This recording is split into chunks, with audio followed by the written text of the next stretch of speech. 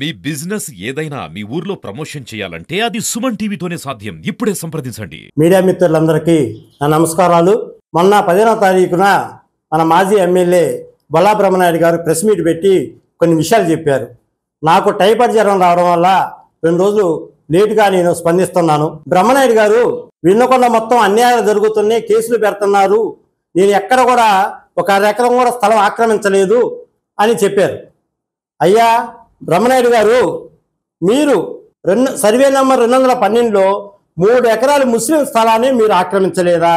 వాళ్ళు వచ్చి న్యాయం కోసం మీ కాడికి వచ్చి మాట్లాడినప్పుడు ఆ రోజున్న సీఏ గారు అశోక్ బాబు ఆ ఇబ్బంది తీసుకెళ్లి అశోక్ బాబు రూమ్లో ఉంచి సీసీ కెమెరాలు ఆఫ్ చేసి మీరు అశోక్ సీఏ గారికి వీడియో కాల్ చేసి ఆ నాగురాని అబ్బాయి మొహం మీద పెట్టి, నా కొడక, నా స్థలం దగ్గరకు వచ్చే మొగోడు ఏమంటారా, ఇప్పుడు నేను ఎన్కౌంటర్ చేపిస్తారా అన్నవాడు నువ్వా ఎవరు? వినుకొండలో పోలీసు రాజ్యాంగం తెచ్చింది నువ్వు, పోలీసులను అడ్డం పెట్టుకొని అనేక అక్రమాలు చేసింది నువ్వు. ఈ రోజున నువ్వు ఏదో నీతివంతులాగా మాట్లాడుతున్నారు.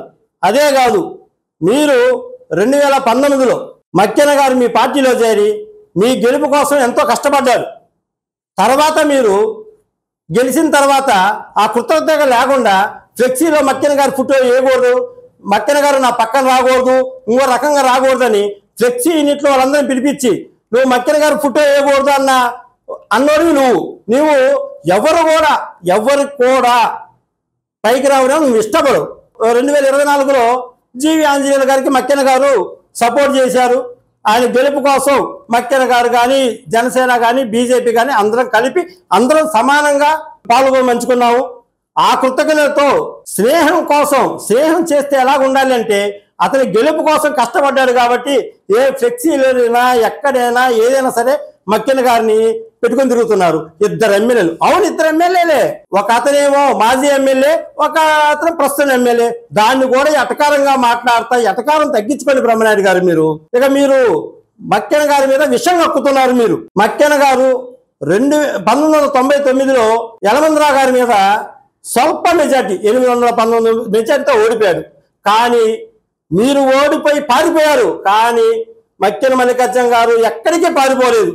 మీరు మాట్లాడితే మక్కెన గారు, మీరు ఎప్పుడు కూడా ఆంజనేయులు గారితో పోటీ పెట్టుకోమాకండి. ఆంజనేయులు గారికి మీకు నక్కకి నాగలోకనంత తేడా ఉంటుంది. ఈ రోజున మన రాష్ట్రంలోనే నీతిగా ఉండే ఎమ్మెల్యే ఎవరంటే ఒక జీవి ఆంజనేయులు గారని ప్రతి ఒక్కరు చెప్తారు. ఎవరి దగ్గర కూడా కమిషన్ తీసుకోవడం కానీ, ఎవరి దగ్గర కూడా ఒక ఇది లేని ఒక ఎమ్మెల్యే మీలాగా పొలాలు ఆక్రమించుకోరాలు, మీ కాడికి వచ్చి అయ్యా మా పొలం వాడు ఆక్రమించుకున్నారంటే వాడికొద్దు నాకొద్దు ఇచ్చుకొని నాకు రాసి పెట్టారే మీలాంటి మనిషి అయితే జీవి ఆంజనేయులు కాదు. జీవి ఆంజనేయులు గారు మక్కెన గారిని ఎలా చూస్తారో, ఆయన గెలుపులో కృషి చేసిన మక్కెన గారిని ఎలా చూస్తారో, జనసేన వాళ్ళని అలాగే చూస్తున్నాడు, బీజేపీ వాళ్ళని అలా చూస్తున్నాడు. అది అతని మంచితనం. అతని మంచితనంతో మీరు పోల్చుకోమాకండి. ఆయన ఎక్కడ కూడా గూండాయిజానికి కానీ దేనికి కానీ ఆయన స్పందించడు. ఒకటే చెప్తాడు, లా అండ్ ఆర్డర్ ఉండాలా, ఎవరు కూడా అధికారాన్ని అడ్డం పెట్టుకొని తప్పుడు పనులు చేయడానికి లేదని మా అందరికి ఎన్నోసార్లు చెప్పాడు. ఎక్కడ మీటింగ్ జరిగినా, ఏ కాన్ఫరెన్స్ కాల్ జరిగినా మన జీవి ఆంజనేయులు గారు ఎవరు కడుపు కొట్టే వ్యక్తి కాదు. కడుపు కొట్టడాలు, కుట్రాలు చేయడాలు ఎవరైనా సరే బొల్లా బ్రహ్మనాయుడు గారి తర్వాతే. మీరు మక్కెన గారిని ఇబ్బంది పెట్టడానికి, ఆయన ఆర్థికంగా ఇబ్బంది పెట్టడానికి మీరు ముఖ్యలపాలలో ప్రసాద్ అనే ప్రెసిడెంట్ చేత ఎప్పటి నుంచో మక్కెన గారు అక్కడ చెరువు వేసుకుంటున్నాడు. చెరువు వేసుకుంటుంటే వాళ్ళందరూ బామర్తుల్లాగా అన్నదమ్ముల్లాగా మక్కెన గారితో మెమెక్కివారు. అలాంటి మక్కెన గారికి ఆ చెరువు వద్దని ప్రెసిడెంట్ ప్రసాద్ నువ్వు లొంగ తీసుకొని అతని చేత ఆ చెరువు అతనికి కాకుండా ప్రసాద్ చేత వేయించుకున్నావు. బాగానే ఉంది. తర్వాత పట్టే టయానికి చెరువు పట్టి దాదాపు ₹1 కోటి సరుకుంటే చెరువు పట్టే టయానికి ఆ ప్రసాద్ అనే వ్యక్తి జనసేనలో చేరుతున్నాడని తెలుసుకొని ఆ చేపలు పట్టకుండా, అంటే ₹1 కోటి లాస్ చేయాలన్నావు. నీ ఉద్దేశం వినుకొండలో ఎవరు కూడా రూపాయి సంపాదించుకోకూడదు. చేపలు ఏమంది నువ్వే, చేపలు పట్టకుండా అడ్డుకుంది నువ్వే. నీలాంటి కుట్రగాడు ఇంకొకడెవరు కూడా వినుకొండ నియోజకవర్గం రాకూడదని జనసేన తరఫున కోరుకుంటున్నాం.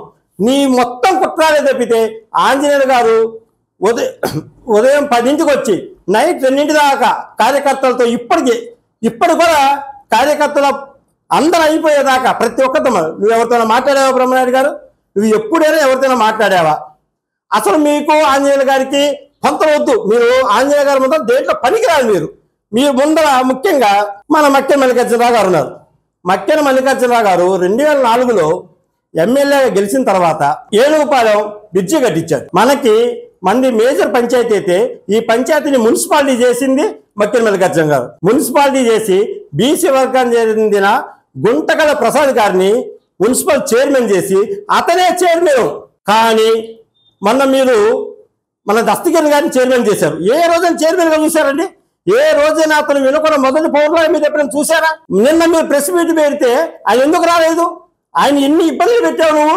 అసలు ఎవరినైనా సరే, ఒక చైర్మన్ అయినా సరే, లేకపోతే మార్కెట్ యార్డ్ చైర్మన్ అయినా సరే, ఎవరినైనా సరే మీరు ఎప్పుడైనా చూసారా? ముఖ్యంగా మన ఈ మధ్య ఎక్కడో కాపులకి ఏదో చేశాను, ఏదో చెందాను అన్నారంట. ఏం చేశారు మీరు కాపులకి చెప్పండి?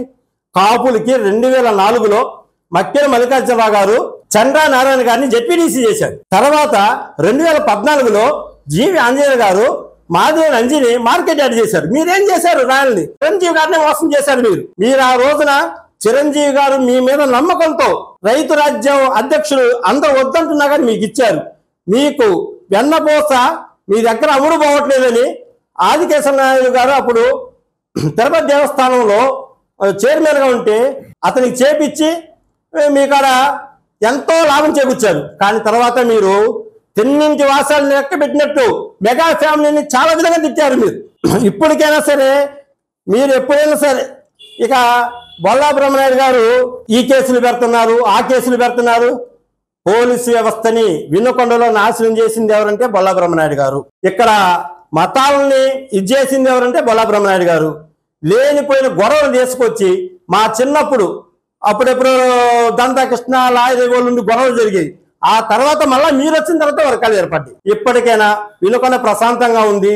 మక్కెన గారు, జీవి ఆంజనేయులు గారు, జనసేన, బీజేపీ కలిపి వినుకొండని అభివృద్ధి చెందించాలని చూస్తున్నారు. మీరు పుల్లలు పెట్టి కొత్త వాటిని తీసుకురామాకండి దయచేసి. మీ భారతదేశం స్వతంత్రం వచ్చిన తర్వాత 1952లో మన అసెంబ్లీ ఏర్పడిన తర్వాత ఇప్పుడు దాకా మీరు చేసిన 5 సంవత్సరాలు మన 100 సంవత్సరాలు వెనక్కి తీసుకెళ్ళింది బ్రహ్మనాయుడు గారు. మీలాంటి పరిపాలన ప్రజలు ఎవరు కోరుకోవట్లేదు. మీకు ప్రశాంతంగా విశ్రాంతి ఇచ్చారు. మీరు ఇళ్లలోనే కూర్చోండి. మిమ్మల్ని నమ్ముకున్న కార్యకర్తలను కూడా వదిలేశారు. మీరు మళ్ళా ఇక్కడికి వచ్చి ఏదో వచ్చాను మైకులో మాట్లాడమాకండి. ఇప్పటికైనా మీరు కొన్ని తెలుసుకొని మీ రౌడీజాన్ని పూర్తిగా నిర్మూలించడానికి జీవి ఆంజనేయులు గారు కంకణం కట్టుకొని ఉన్నారు. వినుకొండలో గంజాయి లేకుండా, బెల్ట్ షాపులు లేకుండా చేయడానికి జీవి ఆంజనేయులు కంకణం కట్టుకొని ఉన్నారు. మీరు కొంచెం తగ్గించి మాట్లాడితే బాగుంటుందని కోరుకుంటున్నాం.